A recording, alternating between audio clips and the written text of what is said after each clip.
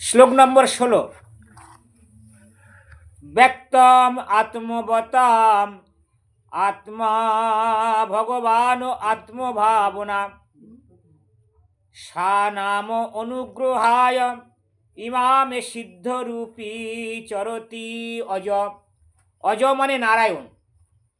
পরমেশ্বর ভগবান সর্বদাই তার বিভিন্ন অংশ জীবদের উন্নতি সাধনে অত্যন্ত আগ্রহী এবং তাদের বিশেষ মঙ্গলের জন্য তিনি আপনাদের মতো স্বরূপসিদ্ধ ব্যক্তি রূপে পৃথিবীর সর্বত্র পরিভ্রমণ করেন। কথাটা কে বলছেন? পৃথু মহারাজ। কাদেরকে বলছেন? কাদের কাছে প্রশ্ন করছেন? চতুষ্কুমারের কাছে। পরমেশ্বর ভগবান সর্বদাই তার বিভিন্ন অংশ, এই জীব হলো ভগবানের বিভিন্ন অংশ, আর ভগবানকে কি বলা হয়? সায়াংশ। সায়াংশ আর বিভিন্ন অংশ। আমরা ভগবানের সনাতন অংশ। এই বিভিন্ন অংশ জীবদের উন্নতি সাধনে অত্যন্ত আগ্রহী। ভগবান তিনি তার সন্তানদের কিভাবে এই দুঃখময় সংসার থেকে উদ্ধার করতে হয় তার জন্য তিনি খুব আগ্রহী, তাই না? আচ্ছা, বাবা কিংবা মা সন্তানের উন্নতি সাধনের জন্য আগ্রহী হয় তো? হ্যাঁ, সন্তান না চাইলেও বাবা মা সবসময় চিন্তা করে কিভাবে আমার ছেলের উন্নতি হবে কি মেয়ের উন্নতি হবে, ঠিক কিনা? সন্তান সে শিশু। তাই চৈতন্য চৈতামৃতে বলছে, আমায় ভজে কিন্তু মাগে বিষয় সুখ, অমৃত ফেলিয়া বিষ মাগে সেই হলো বড় মূঢ়। আমাকে ভজন করছে কিন্তু বিষয় চাইছে। এটা দেবতাদের উদ্দেশ্যে ভগবান বলছেন। দেবতারাও কিন্তু শুদ্ধ ভক্ত নয়। দেবতারা প্রাকৃত ভক্ত, তাদেরও মনে জড় বিষয় কামনা রয়েছে। তাই ভগবান বলছে আমার ভজনা করছে। যাই হোক, বিষয়ে ভোগ করলেও তারা আমার ভজনা করে, অন্তত অন্য দেবদেবীর ভজনা করে না, তাই না? তাহলে আমরা সংসারবদ্ধ মানুষ যারা আছি, সংসারবদ্ধ মানুষদেরকে বিভিন্ন চাহিদা থাকে, কিন্তু তারা যদি কম করে ভগবান বিষ্ণুর সেবা করে তাতে করে ভগবান কিন্তু খুশি হয়। হ্যাঁ, তাই বলছে আমায় ভজে মাগে বিষয় সুখ, অমৃত ফেলিয়া বিষ মাগে সেই বড় মূঢ়।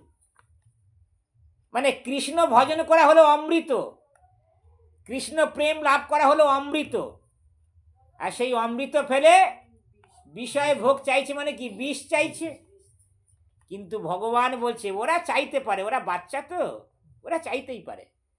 আমি বিজ্ঞ, মানে আমি তো পণ্ডিত, সেই মূর্খে কেন বিষয় দেব? সচরণামৃত দিয়া বিষয় ভুলিব। মানে ওরা চাইতে পারে, বাচ্চা ছেলে তো, বাচ্চা ছেলে মার কাছে আদর করে বলে মা মা একটা ছুরি দাও, ছুরি দাও। ও তো জানে না ধারালো ছুরি নিলে কি হবে, কিন্তু মা তো জানে আমার ছেলের হাতে ধারালো ছুরি দিলে ও হাত পা কাটবে। তাই ছেলে ভুল করে চাইলেও বাবা মা তো দেবে না। তাহলে ভগবান বলছে ওরা বিষয় চাইছে, ওরা মূর্খ, জানে না কি চাইতে হয়, কিন্তু আমি তো পণ্ডিত, ওরা চাইলে বা আমি কেন দেব? হ্যাঁ দেব। কি দেব? সচরণামৃত দিয়া, আমার চরণের অমৃত দিয়া বিষয় ভুলাইব। তাদের বিষয়ের প্রতি যে বাসনা আছে, ঠিক আছে, তাহলে আমার চরণামৃত দিয়া সব বিষয় ভুলিয়ে দেব, তাই না? তাই তাদের বিশেষ মঙ্গলের জন্য ভগবান সর্বদা আগ্রহী। তিনি আপনাদের মতো সর্বসিদ্ধ ব্যক্তি রূপে পৃথিবীর সর্বত্র পরিভ্রমণ করেন। তা যারা বৈষ্ণব, যারা সন্ন্যাসী, তাদের কাজ কি? তাদের কাজ হলো পৃথিবী ভ্রমণ করা, পৃথিবী ভ্রমণ করে সর্বত্র ভগবানের নামের প্রচার করা, তাই না? তো এই কথার দ্বারা প্রভুপাদের উদ্দেশ্য ফুটে উঠেছে। প্রভুপাদ কি চাইছে? প্রভুপাদ তিনি সারা পৃথিবী একবার দুবার নয় 14 বার ভ্রমণ করেছে এবং তিনি ইস্কন প্রতিষ্ঠা করেছে সারা বিশ্বে নাম প্রচারের জন্য। কেন না? মহাপ্রভুর ইচ্ছাটাকে সার্থক করার জন্য। মহাপ্রভুর কি ইচ্ছা?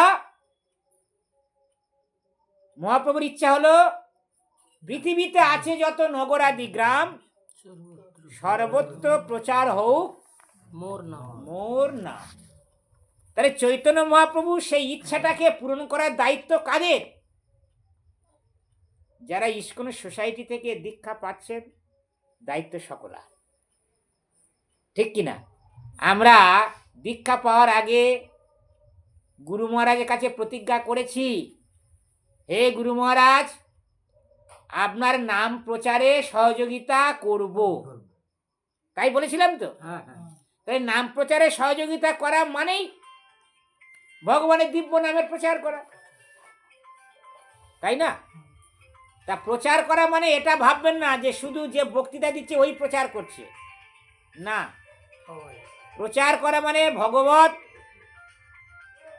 প্রতিটা কর্ম, সেটা ভগবানের নামের প্রচার। যিনি সেই অনুষ্ঠানে সহযোগিতা করছেন, যিনি সেই অনুষ্ঠানে ভগবানের সেবা কাজ করছেন, প্রত্যেকেই ভগবানের নামের প্রচার করছেন। ঠিক আছে?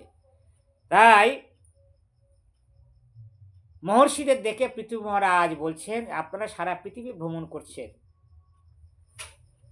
সাক্ষাদরিত্যেন সমস্ত শাস্ত্রই রুক্তস্ততা ভাবত এব সদ্ভি, কিন্তু প্রভুর যা প্রিয় এব তস্য বন্দে গুরু শ্রীচরণারবিন্দ। এই যে মঙ্গল আরতি যে 8খানা শ্লোক আছে, কে লিখেছে? কে লিখেছে? বিশ্বনাথ চক্রবর্তী। বিশ্বনাথ চক্রবর্তী তিনি এই মঙ্গল আরতি 8খানা শ্লোক রচনা, তিনি অনেক কিছু রচনা করেছেন। তাই সেখানে বৈষ্ণব দর্শন অনুসারে ভগবত ভক্ত নিজে নারায়ণ হয়ে গিয়ে নারায়ণের সমতুল্য হন না। মায়াবাদী সন্ন্যাসী যারা, মায়াবাদী সন্ন্যাসীরা তারা কি বলে? অহং ব্রহ্মস্মি, আমি ব্রহ্ম হয়ে গেছি, আমি নরনারায়ণ, আমি নারায়ণ। কিন্তু যারা ভগবত ভক্ত, সেই ভগবত ভক্তরা তারা কখনো নারায়ণের সমতুল্য হন না। জীব কোনোদিন ভগবানের তুল্য হতে পারে না। পক্ষান্তরে নারায়ণের পরম বিশ্বস্ত সেবক রূপে নারায়ণের সমতুল্য হন। হ্যাঁ, গুরুদেবকে ভগবানের প্রতিনিধি বলে বিবেচনা করা হয়, তাই না? সেই জন্য গুরুদেবকে ভগবানের মতো করে সেবা করা হয়, পুজো করা হয়। তাহলে ভগবানের বিশ্বস্ত সেবক রূপে নারায়ণের সমতুল্য হন। এই প্রকার মহাত্মা জনসাধারণের মঙ্গল সাধনের জন্য গুরুর কার্য করে থাকেন, তাই না? তাহলে গুরুদেব তিনি জগৎবাসী মঙ্গলের জন্য তিনি এই দায়িত্বভার গ্রহণ করেন। এবং যেই গুরুদেব নারায়ণের মহিমা প্রচার করেন তাকে নারায়ণের সদৃশ্য বলে মনে করে সর্বপ্রকার শ্রদ্ধা নিবেদন করা উচিত। একবার প্রভুপাদ তখন জীবিত আছেন। তা প্রভুপাদ জীবিত থাকা কালে প্রভুপাদের মূর্তি তৈরি করে মন্দিরে ভগবানের পাশে রেখে প্রভুপাদকে আরতি করে, প্রভুপাদকে ভক্তরা নমস্কার করে, গলায় মালা দেয়। তখন একদল ভক্ত প্রভুপাদের কাছে এসে বলছে, প্রভুপাদ আপনি এখনো প্রকট আছেন, জীবিত আছেন, অথচ আপনার বিগ্রহ তৈরি করে মন্দিরে ভগবানের চরণের কাছে রেখে আপনাকে আরতি করছে, আপনাকে পুজো করছে, এতে আপনার পাপ হচ্ছে না? হরি বল। প্রভুপাদকে বলছে আপনার পাপ হচ্ছে না? তা প্রভুপাদ বলছে হ্যাঁ হচ্ছে, আমি তো সেই জন্যই এসেছি। পাপ হবে। আমি তো সেই জন্য এসেছি যে জগতের মানুষের পাপ সব আমি নিয়ে নেব, জগতের মানুষের সব পাপ আমি গ্রহণ করে জগৎবাসীকে পবিত্র করে দেব। তাহলে প্রভুপাদের কত উন্নত চিন্তা ভাবনা, তাই না? তাহলে তিনি পরম বৈষ্ণব, আর যারা প্রভুপাদের অনুগামী তাদের সেই একই শিক্ষা। তাহলে গুরুদেব হলেন ভগবানের প্রতিনিধি, প্রভুপাদের প্রিয় অনুরাগী, তাঁরা সেই একই শিক্ষা যে শিষ্যদের সব পাপ গ্রহণ করে নিয়ে গুরুদেব তাকে বীজ মন্ত্র দেন, তাই না? যজ্ঞ অনুষ্ঠান করে গুরুদেব তাকে পবিত্র করে হরিনাম দিল, বীজ মন্ত্র দিল। তাহলে সেটাকে এবার রক্ষা করার দায়িত্ব আমাদের। তো সেটা রক্ষা হবে কি করে? সাধু সঙ্গে কৃষ্ণ নাম, আর কিছু না চাই। সেই জন্য কৃষ্ণ নাম শ্রবণ কীর্তন ইত্যাদি যে ভক্তির অঙ্গগুলো আছে সেইগুলো ভালো করে অনুশীলন করা, বিশেষ করে শোনা মানে শ্রবণ আর কীর্তন, কীর্তন আর সংকীর্তন। আপনি যখন জপ করছেন তখন ওটা আপনার একার কল্যাণ হচ্ছে, কিন্তু যখন সংকীর্তন সমস্ত ভক্তরা মিলেমিশে করা হচ্ছে সেটা এটা নামের ব্যাপক প্রচার হচ্ছে। এই দুইটা কর্ম যদি ভক্তির অঙ্গ যদি ভালো করে করা হয় তাহলে অন্য যে অঙ্গগুলো আছে সেগুলো কিন্তু অটোমেটিক চলে আসবে, তাই না? ভজনের মধ্যে শ্রেষ্ঠ নাম সংকীর্তন, নিরপরাধে লইলে পাবে ব্রজেন্দ্র নন্দন। তাহলে ভজনের মধ্যে শ্রেষ্ঠ কোনটা? নাম সংকীর্তন। সেই নাম সংকীর্তন যদি অপরাধ শূন্য হয়ে নেওয়া হয় তাহলে ভগবান ব্রজেন্দ্র নন্দনকে আমরা লাভ করতে পারব। এবারে মৈত্র উবাচ, মৈত্র ঋষি বলছেন, মৈত্র ঋষি ভাগবত কথা বলছেন, কে শুনছে? পরিক প্রভু, কাকে ভাগবত কথা বলছে মৈত্র ঋষি? বিদুর শুনছে, বিদুর। বিদুর এই ভাগবত আমরা পেয়েছি কার কাছ থেকে? সুখদেব গোস্বামীর কাছ থেকে, তাই তো? সুখদেব গোস্বামী ভাগবত কার কাছ থেকে পেয়েছিল? তার বাবার কাছ থেকে, ব্যাসদেবের কাছ থেকে।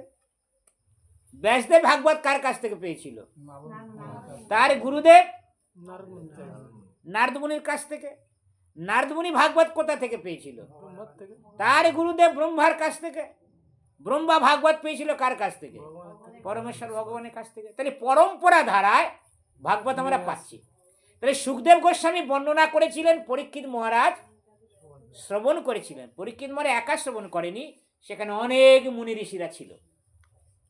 সেই একই ভাগবত নৈমিষারণ্যে সুত গোস্বামী বর্ণনা করছেন, 60,000 মুনি ঋষি শুনছেন। তো সুত গোস্বামী ভাগবত কোথায় থেকে পেল? না, যেখানে পরীক্ষিত মহারাজ ভাগবত বর্ণনা শুনেছিলেন সুখদেব গোস্বামীর মুখে থেকে, সেখানে সুত গোস্বামী উপস্থিত ছিল।